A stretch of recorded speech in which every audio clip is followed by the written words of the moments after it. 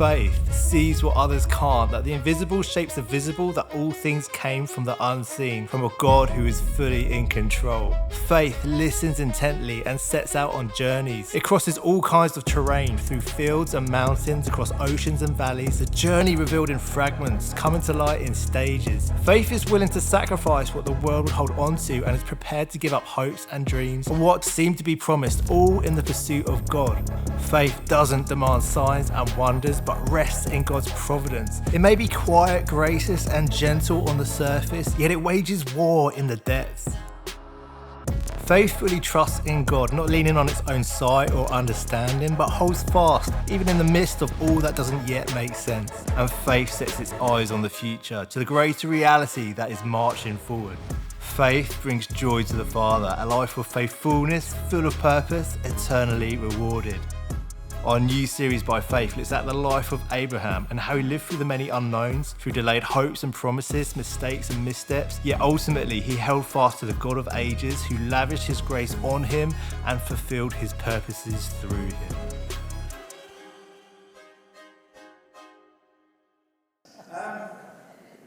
Sam sent me that video on Friday and just said, I'll put this little video together for the Abraham teaching series just in case it helps. And I said to Sam this morning that actually, I'm glad he sent that because him doing that proves one of the main points that I'm going to make this morning about living a life of faith, which we'll get to in a few minutes. Let me just start this by saying, as we look at the life of Abraham over the next 3 months, between now and Christmas, basically, most of the time, the one constant in the story of Abraham's life is the faithfulness of God.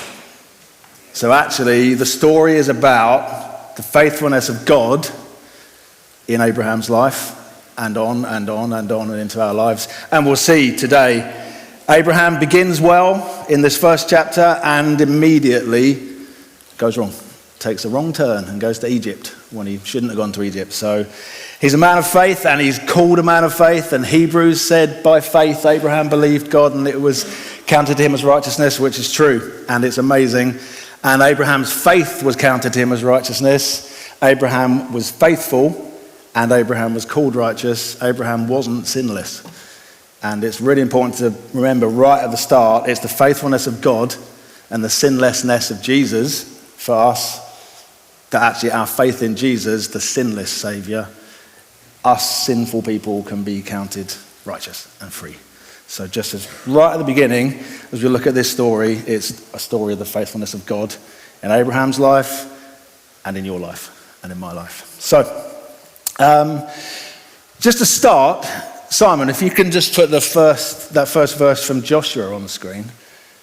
Just a little intro into who Abraham, God changed his name from Abram to Abraham. Abram meaning exalted father, and Abraham, father of many nations. So we'll see halfway through this series that God changes Abram's name to Abraham. But just as an intro to who he was when God called him, at the time God called Abraham. So in Joshua 24 verse 2 it says, "And Joshua said to all the people, 'Thus says the Lord, the God of Israel, long ago your fathers lived beyond the Euphrates, Terah, the father of Abraham and of Nahor, and they served other gods.'" So Abraham wasn't someone serving Yahweh. He wasn't someone serving the Lord. He served other gods. And when he was called by God, he was serving other gods. Which again, it's really important to kind of get that straight away. He wasn't someone worthy of God calling. He was serving other gods. Can you put the map up, Simon? Thanks. Don't worry if you can or can't see exactly what's happening here. I just want to point out a couple of things. So, the journey begins. This is the first time I've ever used a laser pointer. And 20 years after everyone stopped using laser pointers, it's the first time I've ever used one. But just to show you, Terah, Abraham's father, and the whole clan, started their journey in Ur of the Chaldeans, down there, bottom right-hand corner, made the way up to Haran, up there in the middle, and then when Abraham was called by God, he began his journey down into the land of Canaan. And we'll see today, he kind of takes a foolish turn down into Egypt, right? But it started there, up to there, journey down, okay? Now, you may or may not be able to see that on this map, there's a little key, there's a picture of a moon there on the side, which says major center of moon cult worship. And there's one there in Ur of the Chaldeans, where Abraham's family begin, and there's one there in Haran, where they settled for a long time. So Terah and his clan, and Abraham, one of Terah's children, they worship the moon god Sin. And Sarai, Abraham's wife, Sarai, the name, is from Saratu, which was the wife of the moon god Sin. And Milcah, one of the other nieces and wives, her name came from Milcatu, also one of the relatives of the moon god Sin. So can't stress enough that Abraham's entire family were idolaters and blasphemers and followed the moon god Sin and named their children after relatives of the moon god Sin. There's nothing redeeming, seemingly, about Abraham or any of his family. Which makes it amazing when we get into Genesis chapter 12, which is where we are today. So let's read through this. So the first 3 chapters to start with of Genesis 12 say this. Now the Lord said to Abraham, go from your country and your kindred and your father's house to the land that I will show you. And I will make of you a great nation, and I will bless you and make your name great, so that you will be a blessing. I will bless those who bless you, and him who dishonors you I will curse, and in you all the families of the earth shall be blessed. Now, what if I put my water? There it is. Those first 6 words, bearing in mind at that point, Abraham's entire family were moon god worshippers. Those first 6 words are amazing. Now the Lord said to Abraham, and anytime you see in your Bible, capital L, capital O, capital R, capital D for the Lord, that's the name of God. That's Yahweh. So his title is the Lord, and there's no other title that's higher. His name is the Lord, Yahweh, and there's no other name that's higher. So that is literally the highest name, turning his attention to a blasphemer and saying, now the Lord said to Abraham, Abraham, go from your country and from your kindred and your father's house. And that's kind of an ascending order of obedience in a way, where it's not, in some ways it's not too difficult potentially to leave your country. Potentially, thanks Jeanette. Potentially it's not too difficult to leave your country. I was on holiday with Rebecca and the kids in Sardinia a few weeks ago. I was lying on an airbed in the sea at one point and looked up at the mountains and the sky and I just thought, I don't feel like I need to go back to England, really. I could stay here and life would be all right. It's potentially not too much of a stretch to be called away from your country, but to be called away from your friends, your people, that's probably going to hurt a bit more. And your family. And that's going to be another, okay, am I going to be obedient?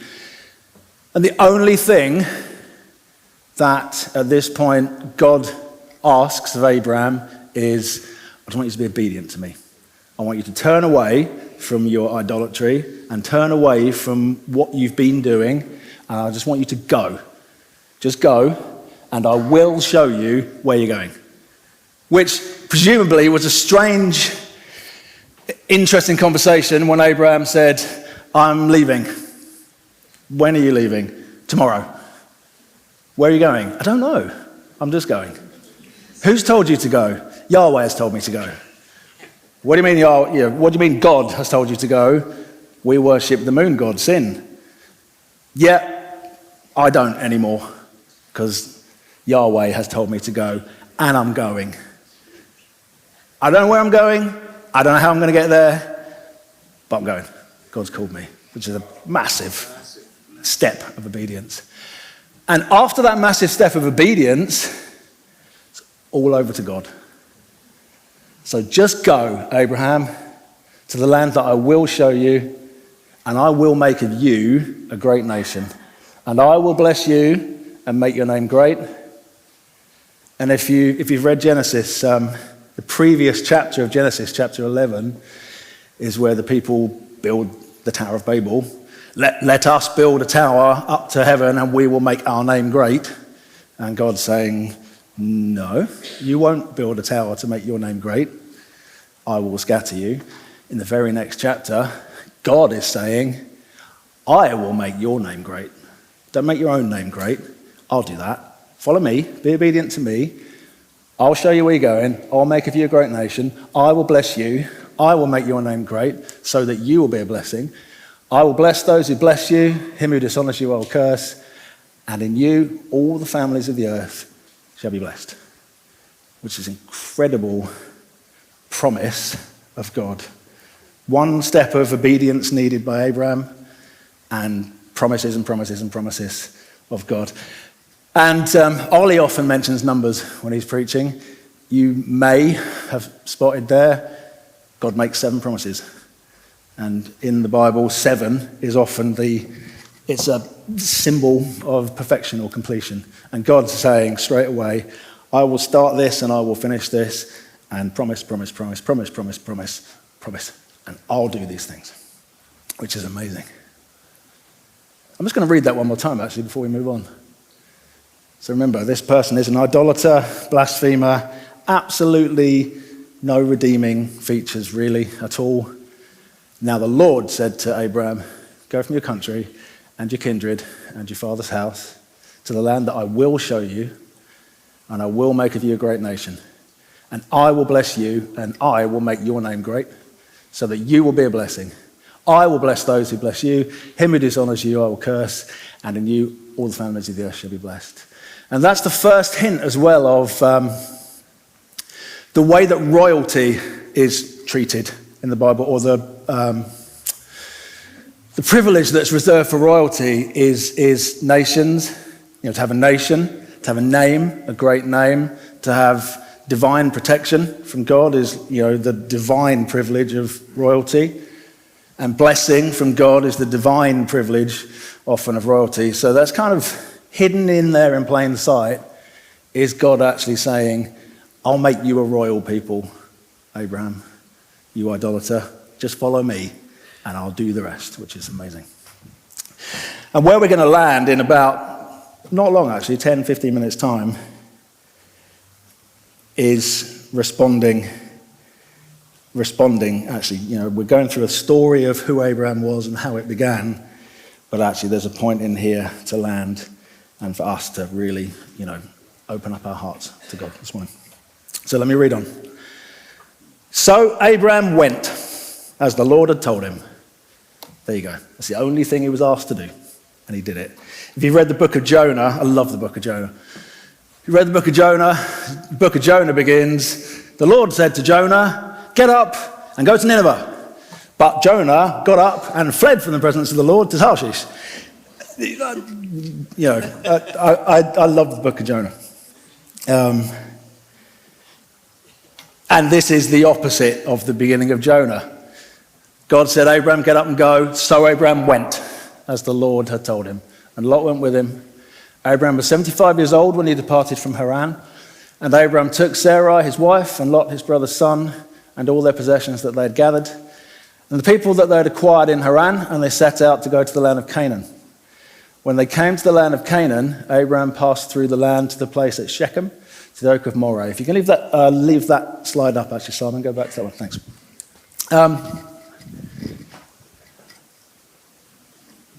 Just FYI, when it says the people they'd acquired, popular scholarly consensus is that doesn't mean slaves, that means people that had actually seen Abraham's faith in God and were following him, apparently.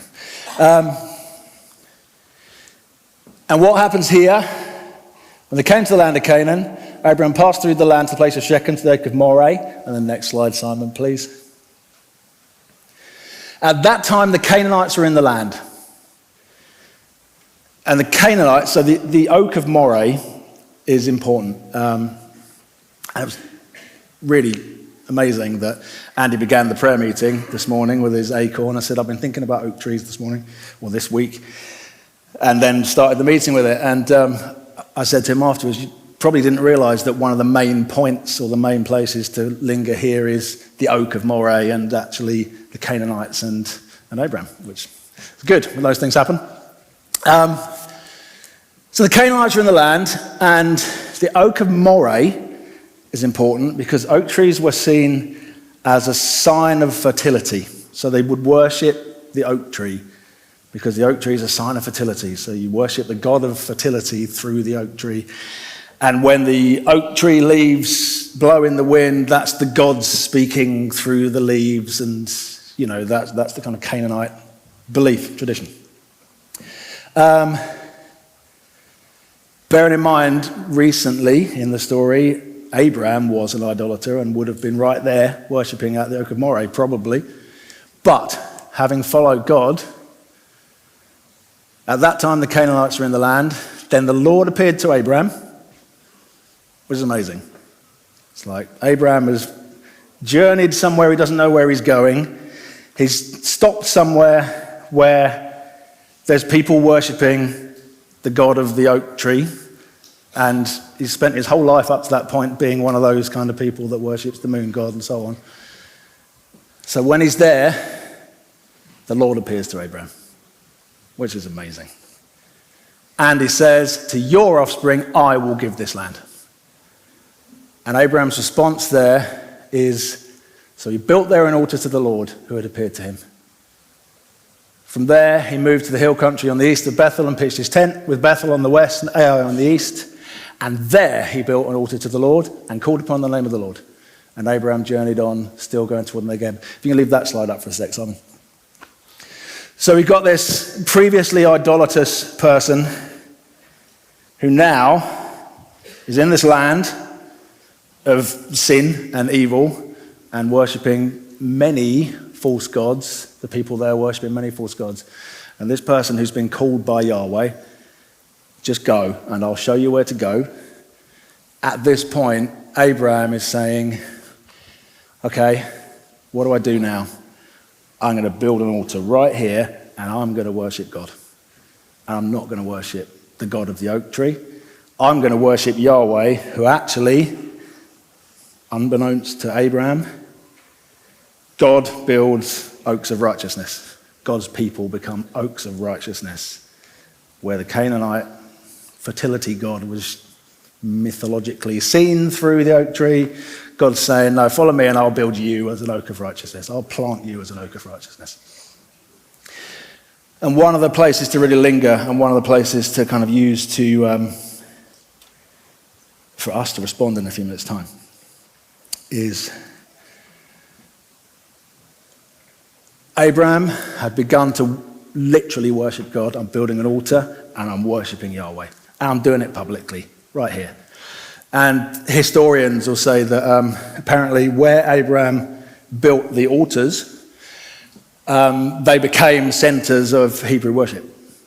It was like, we're worshiping God right here, right in the middle of this land of sin, right in the middle of this land of various gods and idols.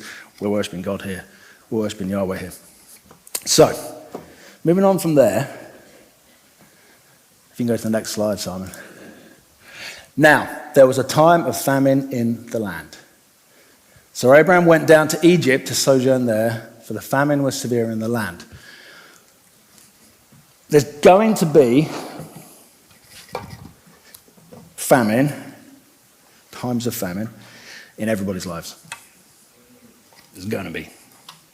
And right from the beginning of the story, the bloodline that starts with Abraham and goes through, in the genealogy, if you read Matthew, it's Abraham through to Jesus, and all of us sitting here who put our faith in Jesus, grafted into that family, into that bloodline, going to be times where famine hits. Up to that point, Abraham has managed to say, okay, there's people worshipping false gods here, I'm building an altar here, and I'm worshipping Yahweh. And then famine hits. And what it doesn't say next is, so Abraham built an altar to the Lord and called upon the name of the Lord. It doesn't say that there. When famine hits, so Abraham went down to Egypt to sojourn there, for the famine was severe in the land. And that's the point where suddenly Abraham is hit with, what do I do now? because I've hit problems now. And I've been worshipping Yahweh, and I've left, and I know he's going to tell me what to do and where to go and how to get there. But now there's famine. What am I going to do? And at that point, Abraham forgets God and doesn't call on the name of Yahweh at that point. And the thing I said to Sam this morning when he sent me that video and showed me that video, and I said to him that I at this point would mention him this morning. You know, Sam's very clever and makes things that look very good. That's what he does as part of his job. He's my brother-in-law as well. And he makes things that look and sound very good. But actually, I know and we know, Sam making a video like that, so Sam's been struggling for years now with a sleep disorder that kind of just ruins his life, basically, makes his life very difficult. And I said to Sam this morning, the thing I'm going to point out, Sam, is that actually, yes, your video is very clever and yes, it looks very good, but actually, we know that your video, well, that's you when famine hits, setting up an altar and calling upon the name of the Lord and saying, I don't know what's happening. I don't even know if I'm going to get through this and get back to what was normal before. But if it doesn't, right here and right now, I'm building an altar to the Lord and I'm calling upon the name of Yahweh. And that's what I'm doing. I'm worshipping. I said to Sophie this morning, where's Sophie? Around somewhere. I checked this with Sophie this morning. You know, Ben is struggling hugely, Sophie's husband. Huge struggles with health, which leads to lots of other struggles. And Sophie sent me a message in the week with passage from Numbers and some questions about God's faithfulness and how quickly God answers his promises or how slowly God answers his promises. And, you know, I read Sophie's text and, you know, thinking about this morning, I read Sophie's message and it's like, as painful as it is to kind of see people suffering and famine hitting, metaphorically, famine hitting, actually reading those kind of messages, you go, you know what, Sophie? You and Ben are setting up your altar right where you are and you're calling upon the name of the Lord. And that's what you're doing. And it's just amazing and story after story after story, when famine hits, seeing people here and knowing of people here who are saying, famine has hit, and I can either go to Egypt and see if it's easier there, or I can stay here and I'm just going to build an altar and worship God. And even if things don't change, that's what I'm doing, because that's what God's called me to do. And one of the other things that we'll do actually shortly is pray for people that need healing, but to do it in a slightly different way to often where. So often when we pray for people to be healed, we'll say, you know, the elders will come around with oil to anoint you, which is biblical. Pray for healing. If you read, I said this to Andy this morning, if you read James chapter 5, there's an obedience in James chapter 5, which actually says, if you're sick, call the elders and ask them to pray. And often what we do, which isn't sinful, often what we do, so there's three of us here today, me, Ben and Andy, that are elders here today. Often what we do is one of us will say, we're going to come around and pray for you to be healed, which isn't bad, obviously. But if you read the text says, if you're sick, ask the elders to pray for you and they'll pray. And there's nothing special about any of the three of us at all. If you sit in any of our elders' meetings, you'll quickly realize there's nothing special about any of us.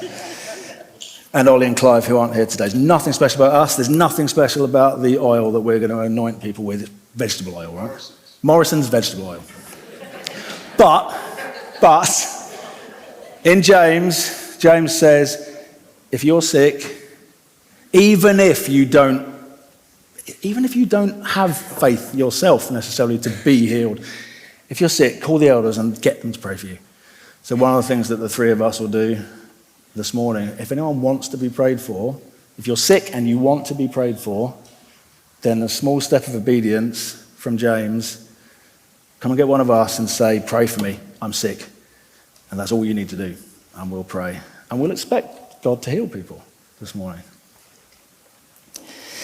And what Abraham at this point does, it causes lots of problems, basically.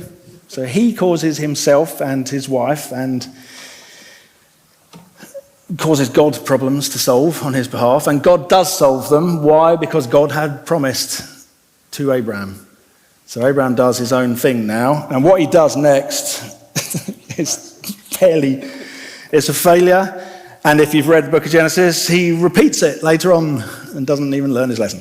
So, now there was a famine in the land. So Abraham went down to Egypt to sojourn there, for the famine was severe in the land.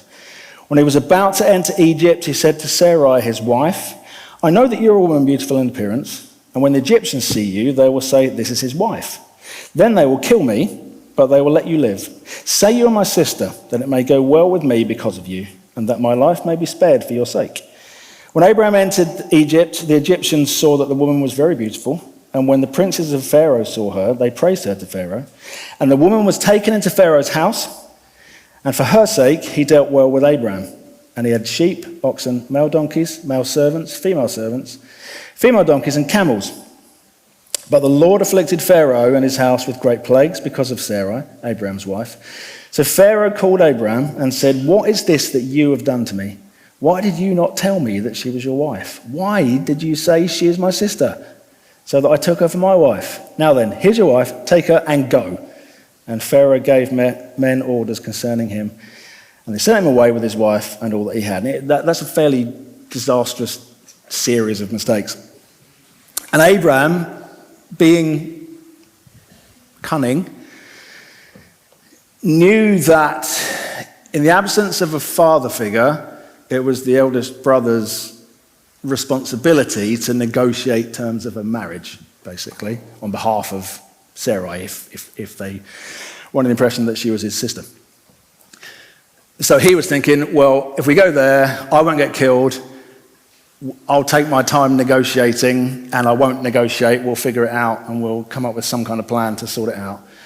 Obviously, what Abraham didn't in any way know at the time was the person that wanted to take Sarai as his own wife was the king of Egypt. And you don't negotiate with the king of Egypt if he tells you what he's going to do. And if you kind of try and put yourself in Abraham's shoes for a minute. So, you've sold your wife down the river and seen her go into the king of Egypt's palace to become his wife because you're scared, because you've run to Egypt, because actually at that point you've said, I don't really know what to do, we're in a famine, I think I'll go to Egypt, rather than call on the name of the Lord. And then you're being showered with gifts by Pharaoh. I mean, to own camels in those days would be the equivalent of being given a Lamborghini or something like that. So you've been showered with gifts. You know, imagine, you'd hope, the kind of guilt and shame and general, what have I done, that Abraham is thinking, being showered by Pharaoh with all these gifts, knowing that you've sold your wife down the river. And because God has promised to Abraham, God deals with it. God brings them out safely. And the very last bit that we'll look at today, it says, so Abraham went up from Egypt, he and his wife and all that he had, and Lot with him into the Negeb. Now Abraham was very rich in livestock, in silver and in gold. And this next verse, these next two verses are lovely arc of this story. And he journeyed on from the Negeb as far as Bethel, to the place where his tent had been at the beginning, between Bethel and Ai, to the place where he had made an altar at the first. And there Abraham called upon the name of the Lord. He's made, a right mess of things by going to Egypt. God's got him out of it because God promised that he would bless him, and God promised that he would protect him. And actually, it's good news. It's good news that God didn't say, if you don't make those kinds of mistakes, I will bless you. That wasn't part of it. It was just go. Just be obedient and go, and I will show you what to do. And actually, at the point where Abraham goes into Egypt and makes a mess of things, God says, well, I will sort it out for you, because I promised that I would.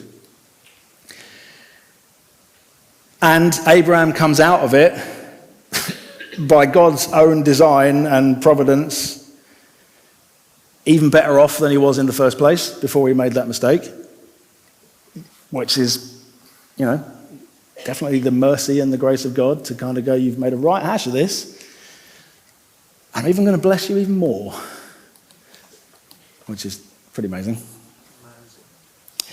And Abraham ends this little portion of our story back to where he began. Back to where he began. He goes from the Negeb as far as Bethel, to the place where his tent had been at the beginning, between Bethel and Ai, to the place where he had made an altar first. And there he calls on the name of the Lord. And even if you and I and us have been in a place where recently we've kind of said, I'm trying to trust God, but actually famine has come and I've ended up in Egypt. And I've ended up doing things that I know actually aren't God's design, but they're my design. Actually, by looking at the life of this little bit of the life of Abraham, yeah, we all make disastrous choices at times, but Abraham goes back to where he started and said, I'm going back to where I began. I'm going back to where I first made an altar and called upon the name of the Lord, and I'm doing it again. And he makes more mistakes as time goes on, but Abraham's faith in God is credited to him as righteousness. And all God wants is obedience and faith. And for all of us here, I've spoken to so many people, a lot of people, like I was mentioning recently, Sam and Ben and Sophie, and I was talking to Julie Samuel last Sunday. And Julie has very, very difficult ongoing health problem, very difficult, and is in hospital a lot. I said to Julie, have you got any hospital appointments coming up? It was last Sunday, I think, or the Sunday before. I said to Julie, have you got any hospital appointments coming up? And she said, yeah, I'm in hospital this Tuesday, and it's going to be really tough. And then she said, she said, I listened to Lucy Butt's preach in the summer, and I really enjoyed it. I've downloaded Lucy's preach again to my phone so that I can listen to it again in the hospital. So I'm really looking forward to sitting there and listening to Lucy's preach again. That's amazing to kind of hear someone saying, well, right now I've been led to the DGH because this is where my life is at the moment. So what will I do at the DGH? Well, I'm going to build an altar to the Lord, and I'm going to call on his name when I get there, and that's what I'm doing. And I'm not running to Egypt because God has called me to follow him, and I will obediently follow him. And there's a lot of people here. Actually, can the band start to come up? Is that all right? For all of us here, we're at many stages of following God and obedience in God and getting things right and getting things wrong. And as I was preparing for this recently, I think as we start this and start looking at Abraham's journey, for us really many of us to take the time this morning to say, okay, here I am, here's where my life is, right now, right here, right now, today. I'm at this point in my journey with God. Because all of us were at one point idolaters who worshipped other gods and didn't have any reason why God should call us, but all of us at one point, then God said, Andy Thorpe, then God said, Peter, then God said, Jane. And now here you are as one of God's people. But to use this time now, we've got plenty of time, to use this time now to say, you know what, I'm here on my journey, and actually, I've hit famine in the land where I am now. And what I really, really, really want to do, I don't want to go to Egypt and see if things work out better there. And actually, let's be honest, when Abraham did go to Egypt, it was worse, not better. It was actually much worse and could have been much worse. It wasn't brighter on the other side. But if you know right now you've hit a season of famine in your life and you're saying, what I really want to do, Lord, is I want to build an altar right here and I'm going to call upon the name of the Lord. Could you just stand if that's you?